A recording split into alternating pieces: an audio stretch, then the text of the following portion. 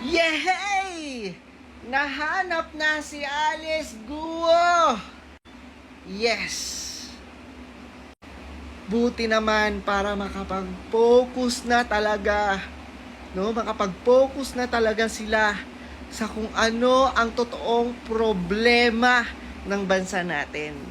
Kasi masyado nang grabe yung attention nila kay Alice Go at saka kay Kibuloy. So, next tayo.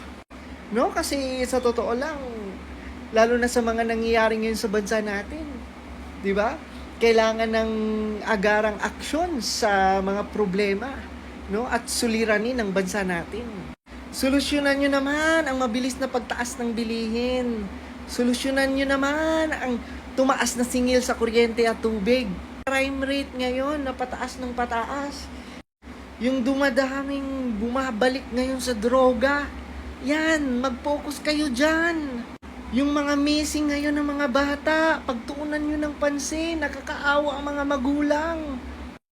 Naman, nahanap nyo na si Alice Go, o focus na. No, wag nyong linlangin ang mga Pilipino.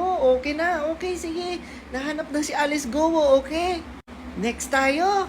No, wag nyo nang linlangin ang mga tao. Magtrabaho kayo, di ba?